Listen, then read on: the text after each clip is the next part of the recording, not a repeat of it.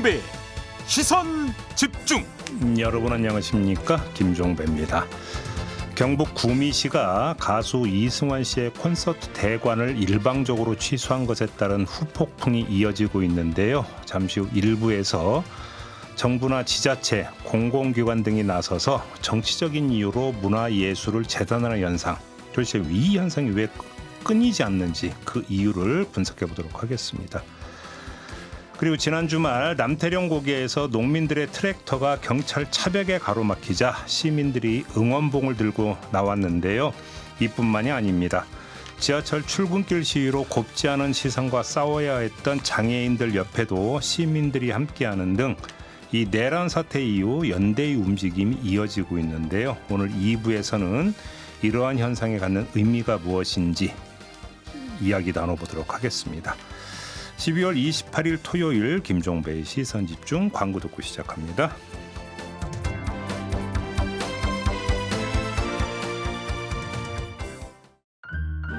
아침을 깨우는 이슈들 같이 들으실래요? 사람 냄새 나는 우리들의 이야기 도닥 토담. 네, 함께하는 세 분 소개해드리겠습니다. 장윤미 변호사 모셨고요. 어서 오세요. 네, 안녕하세요. MC 장원 모셨습니다. 어서 오세요. 네, 안녕하세요. 최민석 작가 모셨습니다. 어서 오세요. 네, 안녕하세요. 오늘도 어김없이 주제와 관련된 오디오 듣고 이야기 나눠보겠습니다.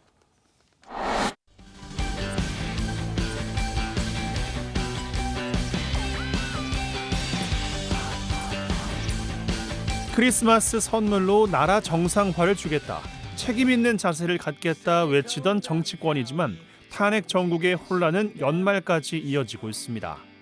이번에는 불똥이 문화계로도 튀었는데요. 경북 구미에서 열릴 예정이었던 가수 이승환 씨의 콘서트를 할 수 없게 됐습니다. 이승환 씨가 탄핵 집회에 참석해서 공연을 하면서 계엄 옹호 단체와 관객들 사이의 충돌이 걱정됐다는 게 구미시장의 주장인데, 가수에게 정치적 언행을 금지하는 서약서까지 요구한 행동을 두곤 논란이 여전합니다.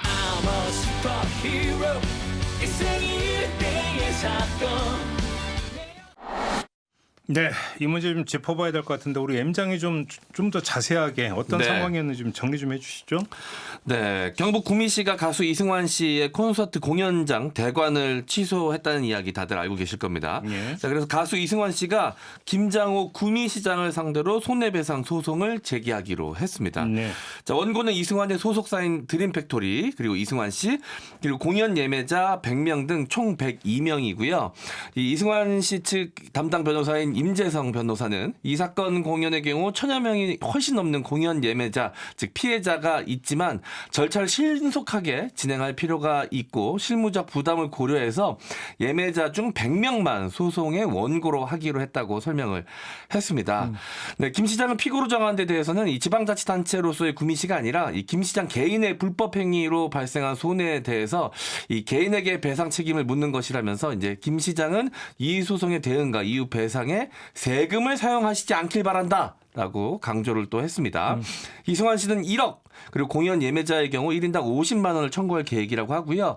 총 청구액은 여기에 이제 드림팩토리의 경제적 손해까지 더해서 결정되며 이 소송 비용은 이승환 씨가 전액 부담을 한다고 합니다. 이 공연 예매자 100명의 신청을 받는 절차에 대해서는 오늘 30일 전에 이 팬카페 등을 통해서 공지가 될 예정이라고 합니다. 자, 소송 결과가 어떻게 나올까요? 저는 이 소송이 여기서 이제 짚어주신 대로 왜 개인을 상대로 했다는 점에 방점을 찍어서 그 이제 소송 대리인도 이야기를 하냐면, 통상의 이런 소송에서는 이제 지자체를 문제를 삼는 거예요. 피고로 특정을 하거든요. 왜냐하면 그 처분의 당사자, 이걸 하지 못하게 한 그 결정을 내린 거는 이제 지자체를 보기 때문에. 그런데 이승환 씨랑 그 변호사는 좀 결단을 내린 것 같아요. 입증이 조금 더 어려울 수 있거든요. 이 구미시장 개인이 그럼 고의와 아니면 내지는 과실로 손해가 날 걸 알면서 불법 행위를 했는지, 이게 이제 입증이 다 돼야 되는 부분이 있는데, 저는 개인적으로 이거는 승소할 가능성이 상당히 있고 어떻게 보면 리딩 케이스가 될 수 있겠다. 왜냐하면 이걸 서약서를 지금 요청했다는 거예요. 아마 문서로 간 것 같습니다. 정치적인 발언을 공연에서 하지 말 것을 약속하라고 한 거예요. 그럴 수 있는 권한은 대한민국에 누구한테도 없습니다. 누구에게 말을 하라 마라. 저희 헌법교과서에 예전에 주변에 기독교 신자들을 박해하려고 십자가를 땅에 놓고 밟아라. 그래 밟으면은 그냥 죽음을 면하게 하는 그런 부분이 있었죠. 대단히 위헌적인 거예요. 이를테면 거기에 비견할 수 있는 상황인데 이걸 법원이 허용할까? 이런 행위를. 그리고 그걸 이유로 사실상 왜냐하면 다른 요인이 없잖아요. 공연을 취소시키게 된 데에는. 그렇다면 이거는 손해가 날 걸 뻔히 인지하면서 이 구미시장이 자신의 결단으로 공연을 못하게 했다. 이런 걸 불법행위라고 평가할 수 있는 것 같습니다. 그럼 만데 구미시장이 시 예산을 들여가지고 소송 비용도 되고 만약에 대응을 하면 그때는 어떻게 되는 겁니까? 만약에 지금은 그래서 개인 이 구미시장으로 한 거잖아요. 그런데 만약에 시에 배정된 예산을 쓰면 이런 게 바로 배임인 겁니다. 자기 개인 사건을 방어하는데 예산을 집행한다는 건 있을 수 없는 일입니다. 근데 지금 이런 사례가 구미시로 한정이 되는 게 아니라 그 이전에도 여러 건이 있어요. 예를 들어서 세월호 참사 후에 추모 공연들에 대해서 일부 지자체가 불허해서 논란이 된 적도 있었거든요. 네.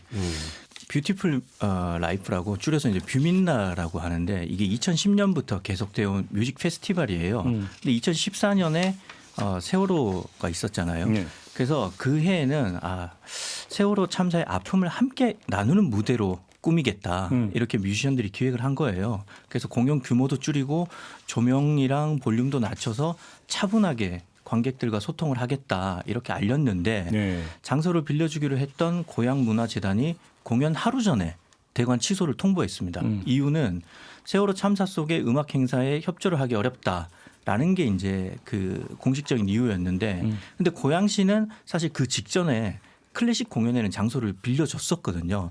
그렇기 때문에 논란이 일었고 이걸 두고 이제 일각에서는 당시에 여당 소속인 고양시장 예비 후보가 세월호 통곡 속의 풍악놀이가 웬 말인가 이런 제목의 성명을 냈어요. 그 직후라서 아마 이 고양시 산하에 있는 고향문화재단이 정치적인 부담을 느껴서 공연을 취소한 게 아니냐 이런 의혹이 제기됐었죠. 근데 세월호 관련 이것도 세월호 관련이긴 한데 2014년에 부산국제영화제에서 부산시가 이 다이빙벨 맞습니다. 이 상연하지 말라고 이렇게 이제 그 요청을 해가지고 또 논란도 된 적이 있지 않나요?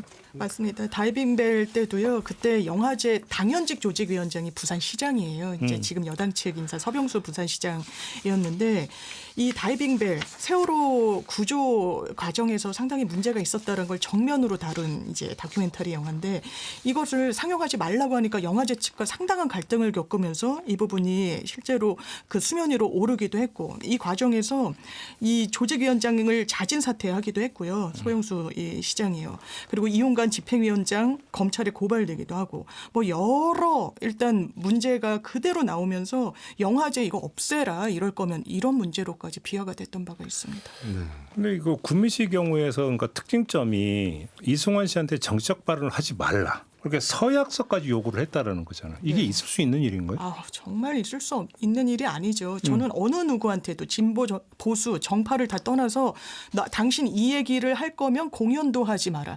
그런 게 하나의 사회적인 기준이 있죠. 이를테면 독일에서처럼 나치를 칭송한다거나 이런 거는 허용되지 않는 거예요. 이를테면 5.18과 관련해서 뭐 북한군이 침투했다. 이런 건 사회적으로 허용될 수 없는 겁니다. 그런데 아주 극단의 주장들을 걷어내고 나머지의 많은 스펙트럼 안에 들어있는 주장들 은 허용되는 게 민주주의예요. 자기들 마음에 들지 않는다고. 이 계엄과 관련해서 본인의 입장을 낸다고. 이태원 참사와 관련해서 본인의 참담함을 드러낸다고. 연예인들을, 배우들을, 예술가들을 압박하고 그것으로 하나의 지렛대로 삼는다. 이건 정말 지자체장, 어느 국민도 이런 일을 저는 해서는 안 된다고 생각합니다. 완벽하게 주객이 전도된 게 이 대관 절차가 뭐 하루아침에 이루어진 게 아니라 아주 오래전에 예약이 다 돼서 절차에 따라 진행된 사안이었거든요.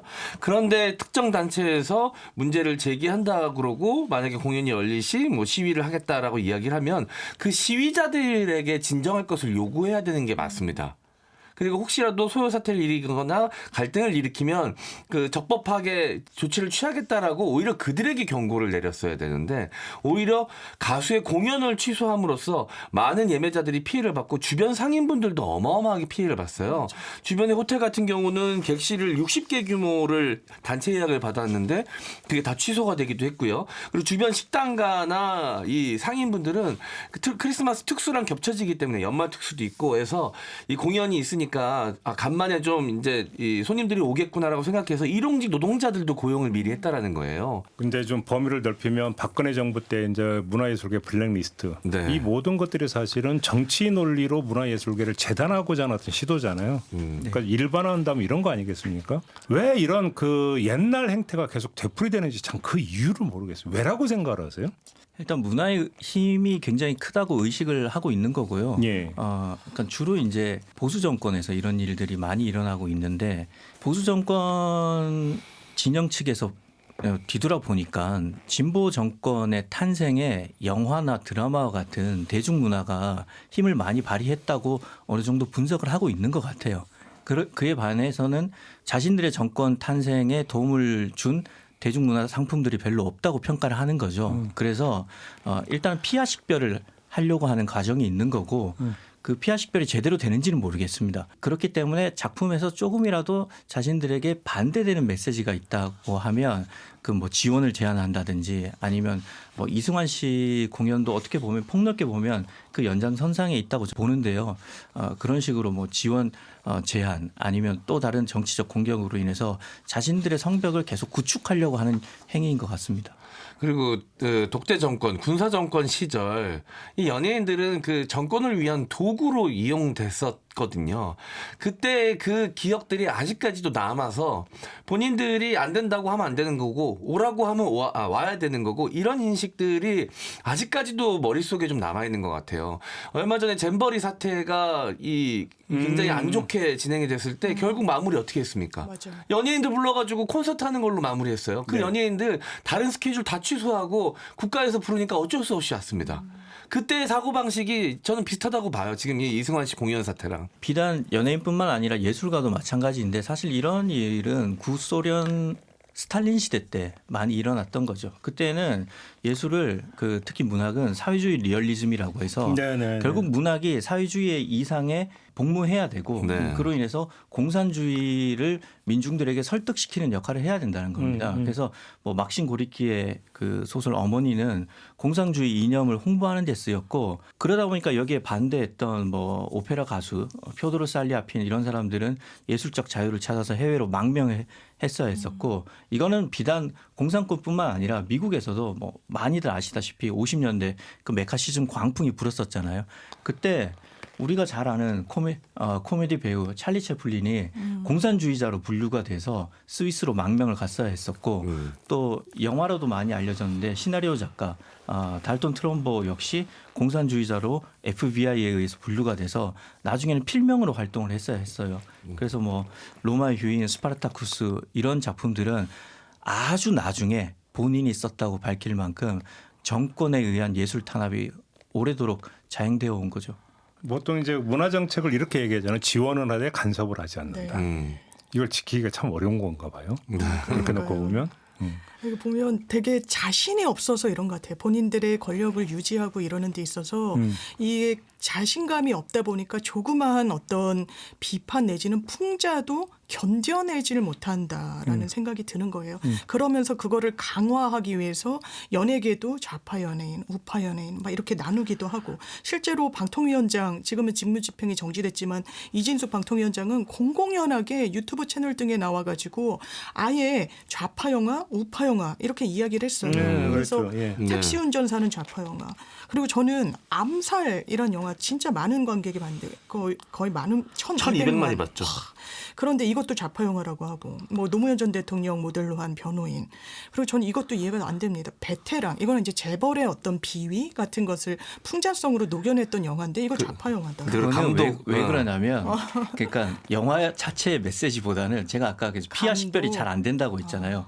유승환 감독이 오늘 주제인 이승환 씨와 주진우 기자와 친하기 때문에 유승환 감독이 연출을 했기 때문에 더 좌파 나쁜데요, 영화다. 이렇게 분류를 한 것 같아요. 정확한 이유는 모르겠습니다. 저희 추정입니다. 그냥. 네. 그리고 한국 전쟁을 다루면 그냥 다 우파 영화라고 해서 이제 그 부분은 정당하다 이렇게 이야기하는 그건 참 인식이 어떻게 보면 좀 저열하다는 생각이 듭니다.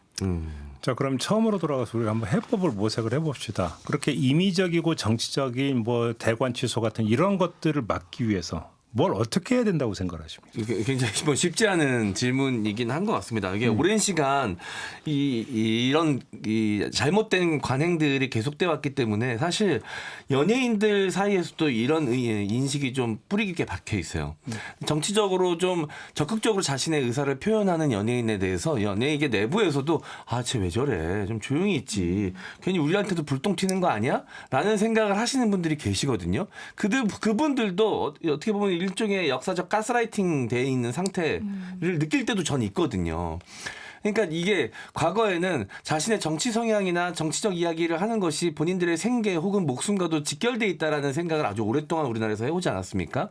그러니까 그 생각을 아직까지도 버리지 못하고 지금의 시대 정신과 맞지 않은 과거의 구태적인 생각을 권력자들도 갖고 있고 그거에 오랫동안 길들여져 온 사실 연예계 종사자들도 어느 일정 부분 갖고 있는 게 좀 느껴질 때가 많이 있습니다. 이거를 이승환 씨 사태뿐만 아니라 여러 사태를 통해서 좀 드러났는데 이번에 확실하게 좀 이 재판을 통해서든 아니면 주변의 여론을 통해서든 제대로 좀 심판이 돼야 이게 좀 경각심 같은 것도 좀 생길 수 있을 것 같아요. 근데 좀 조금 전에 M장이 제 질문에 대해서 쉽지 않은 질문이라고 했는데 네. 제가 볼 때 이거 되게 쉬운 문제예요. 그런가요? 예. 예를 들어 봅시다. 서울시장을 어디다가 관리합니까? 서울시에서 관리해요. 네. 광화문 광장도 있고 청계광장도 있어요. 네. 자, 근데 거기에 대해서 어떤 사용 허가를 냅니다. 네. 그럼 보통 어떤 그 사용 허가를 내는 목적의 상당 부분은 집회 시위예요. 맞습니다. 그럼에도 불구하고 허가를 내줘요. 왜냐하면 그거는 허가제가 아니죠. 네. 그냥 신고만 하게 되어 있죠. 네. 그리고 거기서 뭐 예를 들어서 네. 뭐 우파 단체가 하든 좌파 단체가 하든 기본적으로 먼저 신청한 것을 하게 돼 있어요. 검열을 하지 않도록 되어 있습니다. 그러면 공연장 같은 경우도 지방자치단체가 지금 소유 관리하는 곳이잖아요. 네. 지금 개방하면 되는 거예요. 네. 무슨 얘기냐면 사용 목적이 뭐냐 이런 거 따질 이유가 없는 거죠. 네. 그러니까 1년 우리가 보통 저기 대관을 하면은 그 대관하고자 하는 곳에 어떤 그 장소에 1년 스케줄표가 있잖아요. 그 비어 있는 골라 해가지고 우리가 이제 대관 신청을 하고 돈 내면 계약금 네. 내면 하잖아요. 그렇게 운영하면 돼요. 뭐 어렵게 생각을 해요. 맞아요. 그리고 그렇게 신청하는 곳이 그 우파든 좌파든 가리지 않으면 되는 거예요. 네. 가리지 않으면. 그러니까 이제 그게 이것처럼 공평한 게 어디 있어요? 이 세상에. 그런 공공시설 대관이나 대여 문제에 관련된 이런 이 준칙 같은 것들이 좀 불가역적으로 딱 정해져서 네. 그게 계속 지속되면 이런 문제가 앞으로 없을 텐데 정권이 바뀔 때마다 그게 그들의 이 입맛에 따라 계속 바뀌어 왔거든요. 그러니까 그게 너무 힘든 거예요. 사실 박근혜 탄핵 때 광화문에서 집회할 때는 굉장히 쾌적한 환경 속에서 더 많은 인원이 모였는데도 별 문제 없이 잘 진행이 됐었는데 이번에 여의도에서는 사실 정말 많은 분들이 모이긴 했지만 화장실 문제부터 시작해서 교통 관리도 그렇고 많은 부분이 예전 같지 않았어요. 오히려 7년 8년이나 시간이 지났는데도 하나도 달라지거나 발전된 모습이 없었습니다. 그러니까 지자체장이 어느 정치 집단 소속이냐, 어느 정권이 지금 대통령을 잡고 있느냐에 따라서 너무 그때그때 달라지니까 이게 어떻게 바뀌지 않게끔 만들 수 있는가? 이런 생각이 좀 듭니다. 그러니까 그게 가장 쉬운 방법이 놓는 거라는 거예요. 맞아요. 그러니까 뭐냐면 대관을 허락한다라는 개념을 접어버리면 되는 거예요. 네. 이건 공공의 어떤 시설이고 공공의 건물이고 오픈할게. 네. 하지만 예를 들어서 우리 지자체에서 써야 되는 부분이 있다라고 한다면 1년 스케줄이 나올 거예요. 사업 계획이 있을 거 아니에요. 네. 빼. 정해놓고 나머지는 자 스케줄표 오픈할 테니까 먼저 신청하는 곳에 대관 해주겠습니다. 대관이 얼마입니다. 이러면 되는 거 아니에요. 뭐 그렇게 맞아요. 생각을 그래서 해요. 이 구미식 원래 공연 중에서도 이런 댓글들 이런 반응들이 있더라고요. 아니 뮤지컬 박정희도 올렸었는데 그것도 이를테면 뭐 진보 성향의 분들은 뭐 보기를 저하할 수도 있고 네. 그런데 이승환 씨는 안 된다는 건 또 무슨 논리냐. 그러니까 말씀대로 이거는 그냥 개방하고 이걸 뭐 정파를 따져서 가르고 이럴 문제가 아닌데 이걸 어떻게 보면 상당히 좀 촌스럽게 아니 접근하고 그리고 있다. 이게 맞는 네. 거죠. 왜냐하면 자기 집 아니잖아요. 네. 자기 건물 아니잖아요. 그러니까 시민의 거잖아요. 네. 좌파도 있고 우파도 있고 진보도 있고 보수도 있을 거 아닙니까? 근데 거기서 그러면 뭐 비율로 따지고 이렇게 할 겁니까? 완전 오픈. 선착순 네. 얼마나 심플하고 좋아요. 네. 뭐 어렵게 생각하냐 이거예요 제 얘기는. 그러니까 시민에게 그런 관리할 수 있는 권한을 위임받은 자리인데 그거를 그 자리에 가면 자기 거라고 생각들을 하시는 것 같아요. 그게 심각한 착각인 건데. 네. 결국 저는 진행자님께서 말씀하신 방식이 민주주의를 온전히 실현하는 방식이라고 생각해요. 다양한 의견들이 서로 맞서서 싸우듯이 네. 다양한 공연과 다양한 작품들이 많은 사람들한테 제공이 되어서 결국은 관객과 독자와 시청자들이 판단케 하는 거죠. 그 스스로 판단할 수 있는 능력이 우리 시민들에게는 있다고 생각을 하거든요. 있죠. 예, 그래서 관이 개입하지 않고 민에서 스스로 문화를 향유하고 네. 스스로 판단하게끔 환경을 조성해 주는 것이 가장 중요하다고 생각합니다. 그러니까요. 네. 어렵게 생각하면 막 끝도 없이 어려운 거고 네. 쉽게 생각하면 아주 쉬운 거예요. 네. 저는 그렇게 생각을 합니다. 이렇게 마무리해도 되겠죠? 네. 네. 자, 두 번째 주제로 이어가겠습니다.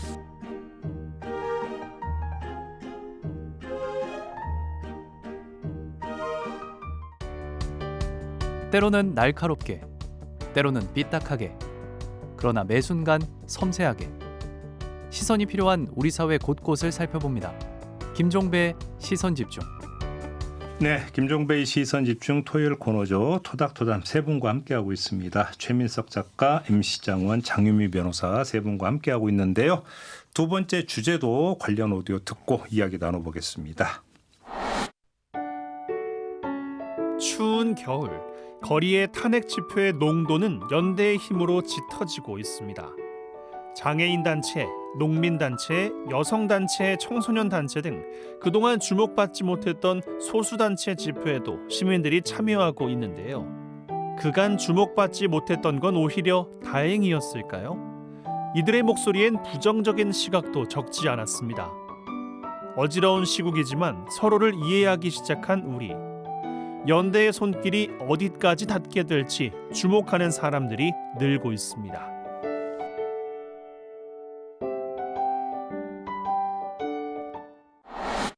네, 두 번째 주제는 바로 이건데요. 이야기를 좀 여기서부터 한번 시작을 해보죠. 무박 2일간의 남태령 네. 대치 상황이 있었습니다. 네. 세 분은 어떻게 지켜보셨는지.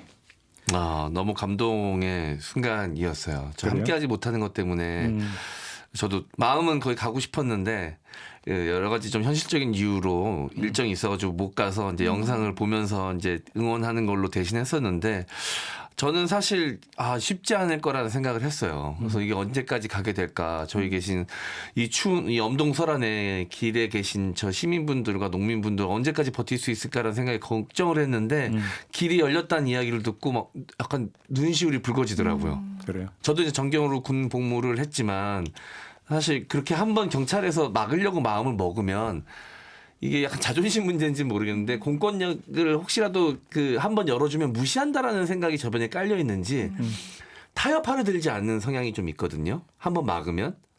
그런데 이번에 열었다는 이야기를 듣고 대단하다라는 생각이 좀 들었습니다. 장유미 변호사는. 저는 처음부터 경찰이 대단히 잘못했다라는 생각이 맞죠. 듭니다. 예, 기본적으로 한 차선에서 트랙터 이동을 하겠다고 집회 신고를 냈는데 이 경찰 차로 8차로를 다 막아섰다는 거예요. 이런 상황을 지금까지 대한민국의 법원이 어떻게 제지해 왔는가. 집회 시위의 자유는 정말 헌법상 기본권 중에 기본권입니다. 왜냐하면 그 유일한 루트가 아니면 본인들의 목소리를 내지 못하는 집단과 사람들이 있어요. 그런데 이 부분과 관련해서 과거에 2009년도에 다 서울시청을 차벽으로 쐈었죠. 이거 과잉금지 위반으로 위헌이라고 법원이 판단 내렸었습니다. 그리고 유사한 트랙터 시위에 대해서도요. 금지 통고했어요. 하지 마라. 우리는 불허했다. 분명히 그렇게 했을 때 법원에 집행정지 신청 가처분을 냈었습니다. 이거 해야 돼. 이 금지 통고 위법이야 라는 게 법원의 태도예요. 그 이후에도 이런 부분을 막는 거는 공권력의 어떤 부당한 개입이라고 해가지고 다 제지에 당했었습니다. 그런데 이런 국면에 경찰이 다시 한번 이 시위를 아마 이런 선례 분명히 인지하고 있을 텐데 했다. 이거는 뭐 민심에 거스르는 것뿐만 아니라 완전히 법적으로도 거슬렀던 거죠. 거기에 대해서 아마 시민들의 힘으로 이 부분을 뚫었다는 게 또 대단히 아까도 눈시울이 촉촉해진다고 말씀 주셨는데 저도 눈물이 많은 편인데 그 현장 이 영상으로 보면 진짜 눈물이 많이 나더라고요. 최 작가는 어떻게 보셨어요? 그러니까 명백히 이동권을 제한한 거죠. 예, 사실상 국도로 이동을 했고 그리고 한쪽 차선만 이용을 했는데 왜 막는지 전혀 이해가 안 되는 상황이었고요.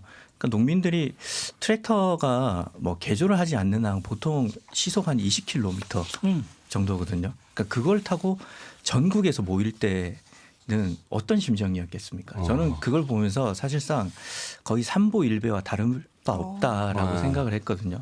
경찰 버스가 네. 그렇게 과도하게 막는 걸 보면서 결국 원래 남태령에서 시위할 생각이 없었는데 남태령은 그냥 지나가는 길목이었는데 경찰 입장에서는 거기를 뚫리면 그게 한남동 대통령 관저로 연결이 된다. 이렇게 생각해서 막은 거는 이동권 제한이자 명백한 과잉 진압인 거죠. 그렇기 때문에 시민들이 연대를 하고 시민들이 거기 모여서 차 빼라 외치면서 하는 걸 보고 또 다른 그 위기 속에서 우리가 발전을 하고 진보를 해 나가잖아요. 네.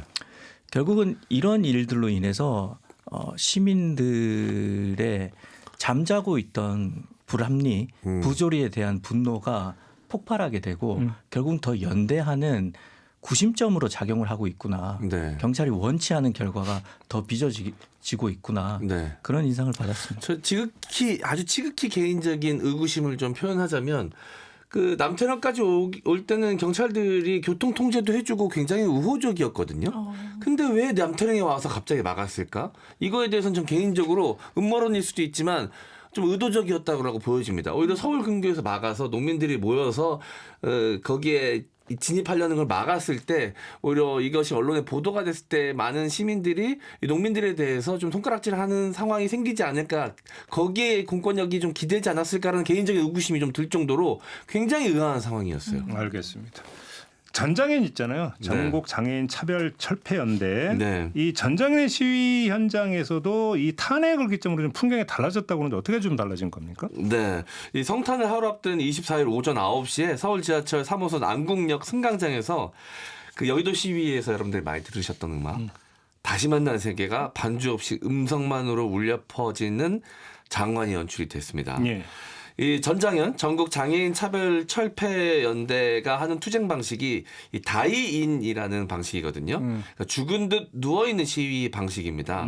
자, 이건 사실 근데 전장현 소속된 장애인분들만 이 시위를 해왔었고 그 언론에서 좀 이런 것들을 좀 부정적으로 보도하기도 하고 많은 분들이 출퇴근 시간에 방해가 된다라고 해서 안 좋은 시각을 갖고 있기도 했었는데 놀라운 게 시민분들 300여 명이 이 시위에 동참하면서 함께 이 노래 다시 만난 세계를 부른 거였어요. 비장애인 수백 명이 응원을 보태고요. 활동가들과 함께 눕는 이례적인 모습 앞에 이 박경석 전장현 대표는 끝내 눈물을 좀 글썽이면서 외롭지 않다, 너무 감사하다라고 이야기를 했습니다. 자, 그럼 이제 우리가 여기서부터 이제 본론에 좀 들어가야 될 것 같은데, 네. 자, 연대라는 표현을 썼습니다만 연대도 층위가 있습니다. 네. 예를 들어서 어떤 탄핵이라고 하는 것을 매개로 한 정치적 연대가 형성이 되고 있다는 데에는 제가 볼 때는 이론의 여지는 없다고 생각합니다. 농민단체가 트랙터를 몰고 서울까지 상경을 했던 데에도 사실은 주된 이유가 한데 하나가 바로 윤석열 대통령 탄핵이었고, 그런 점에서 탄핵 목소리를 내고 있는 시민들과 어떤 그 시민들이 적극적으로 여기에 대해서 공감을 표하고 연대 의사를 표한 것은 어찌 본다면 자연스러운 현상이라고 볼 수 있다. 그런데 문제는 우리가 집중적으로 집회해서 이것이 지금 사회적 연대로까지 확장이 되고 있는 것이냐. 네. 이 문제는 좀 정밀하게 봐야 되는 부분이 있죠. 네. 다시 말해서 탄핵이라고 하는 어떤 공통분모 안에서 형성이 되고 있는 정치적 연대의 범위를 넘어서 농민들이 요구하고 있는 어떤 농민들의 문제에 대한 공감과 지지의 표시까지 담겨 있는 것이냐. 네. 전장현이 이야기하고 있는 장애인 이동권에 대한 어떤 공감과 지지의 내용까지도 포함이 되어 있는 사회적 연대이냐. 이걸 좀 갈라서 봐야 되는 부분이 있다는 거거든요. 이 점은 어떻게 보십니까? 예, 이게 확장되고 있는 상황을 저희가 목도하고 있다는 생각이 드는 게요. 이를테면 간단한 연대라고 하면 남태령에 난방버스를 보내드리고 핫팩을 열어가지고 가게에서 무료로 가져가게 해드리고, 이건 그 상황에 대해서 내가 공감을 표하겠다. 내가 조금 뭐 희생을 하더라도 다 이런 부분을 나누겠다. 그런데 이런 부분이 더 확장되고 있는 것 같아요. 지금 M장이 짚어주셨듯이 평소에는 무감하고 몰랐던 거예요. 저들의 목소리에 대해서, 그리고 그들의 불편함에 대해서.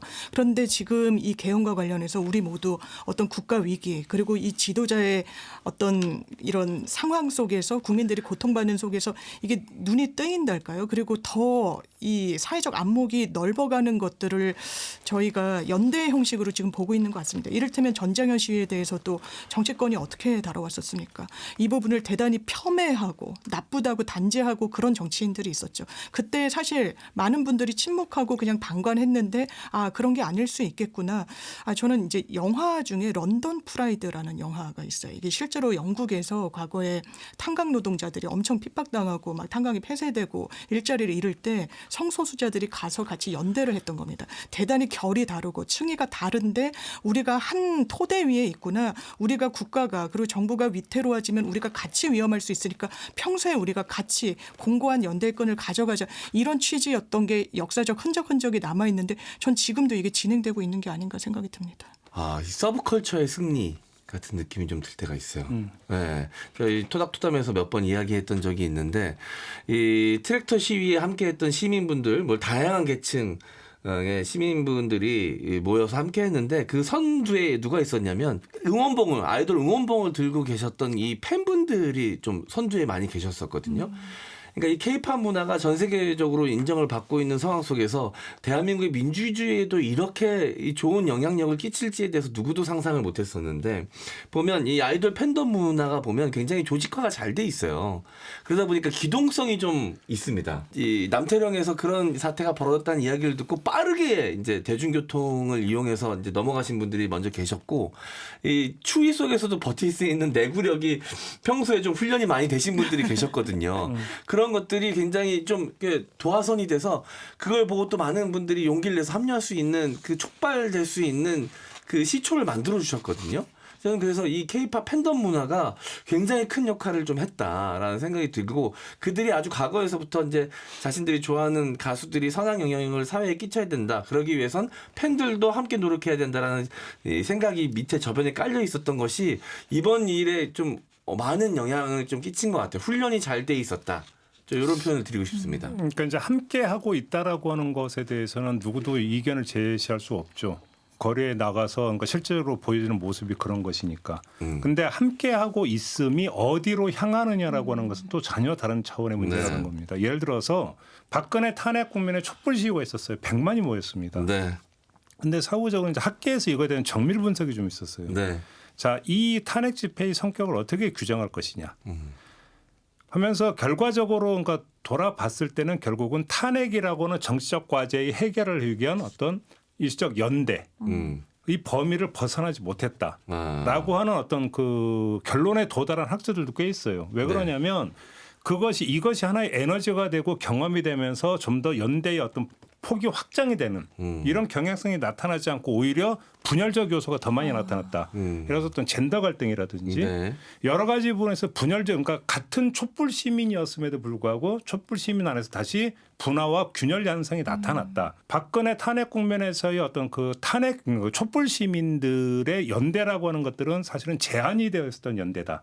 이런 이제 분석이 학문적 분석이 좀 있었거든요. 그래서 사실 지금 현재 진행되고 있는 연대는 그럼 어떤 성격을 띠고 있느냐. 그때의 경험을 넘어서서 정말 사회적 연대로까지 이게 확장될 수 있느냐라고 하는 것들 아직은 누구도 지금 마침표는 찍을 수 없어요. 네. 과정에 있기 때문에. 다만 정밀하게 냉정하게 볼 부분들이 있지 않느냐. 네. 그래서 한번 질문을 드린 거거든요. 저는 그래서 훌륭한 경험으로 남을 거라고 보여집니다. 사실 이제 어떻게 이 탄핵 국면이 마무리될지는 누구도 좀 예측할 수 없는 상황이긴 하지만 이제 마무리가 되고 나면 이런 것들이 분명 이 시민들의 기억 속에 경험 속에 남아 있을 거거든요. 그러면 지금 같지는 않겠지만 연대의 정도가나 농도가 하지만 이 유산은 분명히 남아서 저는 도도하게 계속 유지되고 발전될 거라고 좀 믿고 있거든요. 저도 단번에 이렇게 연대를 몇 번 했다고 해서 다른 사람이 주장하는 바에 대해서 네. 내가 100% 공감하고 그 사람을 대변해서 목소리를 대신 외쳐주는 사람들이 확 늘어날 거라고 생각은 하지 않아요. 그렇지만 이런 과정을 역사적으로 사실 불행한 일이죠. 네. 불행한 일 때문에 연대하게 된 거죠. 그럼에도 불구하고 불행 속에서 우리가 더 나은 긍정적인 과정을 겪으면서 점차 타인이 주장하는 목소리에 귀를 기울이고 더 관심을 가지는 경험들이 쌓이면서 더 그 연대 자체의 경험보다는 더 메시지 중심, 더 목적에 관심을 두는 과정적으로 궁극적으로는 흘러갈 거라고 생각을 하고 그런 기대를 갖고 있습니다. 근데 그러면 저는 균형점을 위해서 다시 한번 이런 질문을 드려볼게요. 자, 탄핵소추 후에 대통령 권한대행 체제로 넘어갔고 대통령 권한대행이 제일 먼저 한 게 뭡니까? 거부권을 행사했습니다. 네. 거부권 행사했던 6개 법률안 가운데 4개가 농민 관련 법안이었어요. 네. 양곡법을 비롯한. 네. 이거는 농민단체에서 트랙터를 몰고 그 서울까지 상경했던 주된 이유 가운데 하나가 이거였어요. 네. 그러니까 대통령 탄핵 외에 네. 주된 이유는 이거였어요. 그런데 그럼 이게 거부권이 행사되는 과정에서 우리 사회가 그다음에 시민들이 양곡법에 대한 거부권 행사에 대해서 주목을 했고 많이 운의가 됐고 이거에 대해서 규탄을 했느냐라고 하는 것들이 하나의 바로미터가 될 수 있다라는 겁니다. 네. 그렇게 보세요? 뭐 기사화되거나 했을 때 양곡관리법에 방점이 많이 찍혀 있진 않았던 것 같아요. 그러니까 이게 문제는 오히려 탄핵과 연결을 지으면서 자 권한대행이 이걸 거부권을 행사했네. 네. 그러면 다른 어떤 쌍특검법은 어떻게 할 건데 헌법재판관 임명은 어떻게 할 건데 이런 식으로 넘어가 버린 것이죠. 그렇죠. 이 자체에 천착을 하면서 이거에 대해서 우리가 관심을 갖고 뭐를 해야 된다는 정치 사회적 담론은 거의 없었어요. 네. 과정에서. 그래서 네. 제가 질문을 드리는 거거든요. 인간은 기본적으로 자기 생각만으로도 벅차고 자기가 하나의 거대한 우주인 존재입니다. 그렇기 때문에 뭐 저는 이런 현상이 슬프다고 생각을 하지 않고요. 그건 인간의 본질적인 특성이라고 생각을 하고 그럼에도 불구하고 농민들의 고통에 공감을 하고 같이 연대를 한다는 이것에 이제 주목을 해서 앞으로의 미래 가능성에 대해서 기대를 품고 나아가는 게 우리 시민의 몫이라고 생각합니다. 근데 꼭 당위적인 얘기에 머물 게 아니라 하는 네. 비교 대상이 네. 광우병 촛불 시위 때의 양상도 완전히 달랐어요. 네. 여러분들이 기억하실지 모르겠지만 광우병 촛불 시위 때는 말 그대로 그 미국산 쇠고기 수입 문제가 주된 이슈였어요. 네. 근데 거기에 한정되지 않았어요. 네. 이 그 광장에서 어떤 이야기들이 많이 논의가 됐냐면 대우나 문제, 의료 민영화 문제, 네. 철도 민영화 문제 이런 것들이 막 쏟아져 나오면서 그것이 하나의 광장에서 네. 그 미국산 쇠고기 수입이라고 하는 매개가 되는 이슈 말고도 다른 어떤 것들이 그러니까 많이 어떤 운의가 되면서 인식의 지평이 확장이 됐다는 거죠. 네. 광우병 촛불 시위 때는 그렇게 전개가 됐어요. 그런데 박근혜 탄핵 국면에서의 촛불 시위는 사실은 박근혜 탄핵이라는 걸로 모든 것들이 맞춰져 있었고 나머지 이야기들은 거의 확장이 되질 않았었죠. 그러면 요번은 어떤 국면이냐라는 거예요. 네. 비교는 그렇게 놓고 본다면 광우병 촛불 시위 때와 박근혜 탄핵 촛불 시위 때 양상이 달랐다. 네. 그렇죠. 확연히 달랐다고 저는 보고 그럼 요번에는 어떻게 되느냐 이 부분이. 저는 말씀해 주신 예를 이어서 만약에 이야기한다고 하면 지금의 상황은 오히려 광우병 집회 때랑 비슷한 것 같아요. 박근혜 때는 박근혜와 박근혜 주변에 있는 사람들이 권력을 독점하고 저질렀던 그들의 비위에 대해서 처단한다, 처벌한다라는 인식이 강했어요. 그리고 거기서 나왔던 꼬우면 니들도 부자 부모 만나다든가 모독감을 느껴서 촉발된 측면이 좀 강한데 이번 탄핵 국면은 사실 우리나라 전체의 헌법 그리고 민주주의에 대한 위협을 느끼고 움직이게 된 시위라고 생각을 하거든요. 장애인에게 이동할 권리나 농민들이 이야기하고자 하는 내용도 그 민주주의 안에 다 포함이 됐다라고 많은 대중이 좀 느끼고 있는 것 같습니다. 네. 그래서 이 연대의 범위가 더 확장될 수 있는 거리가 있는 약간 그런 상황이라고 저는 개인적으로 판단이 내려지거든요. 너무 공감이 되는데 아직 이제 말씀 주신 대로 정말 강론으로 들어가서 뭐 민영화 네. 문제나 의료 문제가 수면 위로 안 오르는 건 위헌 위법적인 계엄이라는 사태가 너무 이제 시민들이 느끼기에는 너무 큰 문제인데 이것조차 해소가 되고 있지 않다 그렇죠. 보니까 네, 네. 이걸 넘어서질 못하는 거예요. 지금 다른 강론을 이야기하는 게 어떻게 보면 정치적 사치처럼 느껴질 정도로 이것조차 극복이 안 되고 정치권에서도 사실 국민의힘에서는 헌법재판관도 이제 임명하면 안 된다. 이걸 지연하고 연기하고 대통령은 송달조차 받지 않고 그러다 보니까 시민들이 여기에 더 집중하고 주력하는 국면인 수밖에 없지 않나. 저는 장은미 변호사의 말씀이 지금 현재 상황을 진단하는 정답이라고 생각을 해요. 저 개인적으로는. 그러니까 지금 당장 목전의 과제가 해소가 되지 않고 오히려 뒤집혀버리는 상황까지도 배제할 수 없는 네. 그런 아주 유동적인 상황이기 때문에 여기에 집중하는 것은 너무나 자연스러운 현상이라고 지금 봐야 되는 것이죠. 네. 그래서 지금 제가 이제 몇 가지 질문을 드린 게 왜 탄핵 구호 말고 다른 구호가 안 나오는 이걸 여쭤보는 게 아니에요. 네. 그러니까 그거는 이런 부분이 아니라 대통령 탄핵을 외치면서 광장에 나왔던 수많은 시민들에는 다양한 계층이 있다는 것이죠. 그리고 그들이 탄핵이라고 하는 공통된 인식과 목표를 가지고 함께 했는데 이것이 하나의 경험이 되면서 다른 계층, 이전에는 별로 관심을 두지 않았고 내지 생각이 달랐던 다른 계층의 문제에 대해서 공감을 하고 공감 이전에 한번 제대로 직시하려고는 하나의 어떤 계기로서 네. 이 과정이 의미 주어질 수 있느냐 이걸 여쭤보는 거거든요. 바로 그런 점에서 지금 여기서 이것도 건드려야 되고 저것도 이 얘기로 가는 부분은 아니겠죠. 물론. 그렇게 놓고 본다면 새로운 발견, 새로운 공감의 어떤 심리적 토대 이렇게 형성이 되는 과정이 되느냐 이게 중요한 문제 아니겠어요? 저는 그래서 아까 M장이 말씀해 주신 부분에 상당히 공감이 됐던 게 그 토대와 그 전제 근거를 마련해 가고 있는 그 과정 중에 있다란 말이 되게 와닿았어요. 이미 그런 경과들, 과정들. 왜냐하면 뭐 전태일 재단의 뭐 트래픽 초과로 접속도 안 됐다는 거 아니에요. 사람들이 후원하고자 한다. 이 산재 피해자분들의 나도 동참해서 도와드리고 싶다. 이런 부분들이 아직은 우리가 넘어야 될 산이 너무 높고 크고 거대해 보이지만 그래도 이 저변에서는 한 발씩 좀 전진하는 그런 움직임이 있지 않나. 일단 실타래가 잘 풀리지 않고 좀 답답한 국면에 있지 않습니까? 그러면서 많은 국민들이 두려움도 느끼고 답답함도 느끼고 무력감도 함께 느끼고 있어요. 그러면서 저는 분명히 시야가 트이는 순간이 있었다라고 봅니다.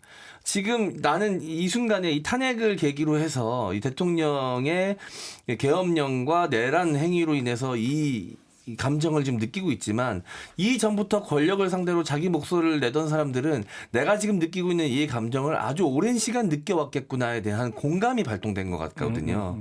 저는 그래서 이 시작이 미약할 수 있다라고 생각합니다. 근데 아주 중요한 역사로 남을 거라고 전 개인적으로 바라고 그렇게 될 거라고 믿게 되네요.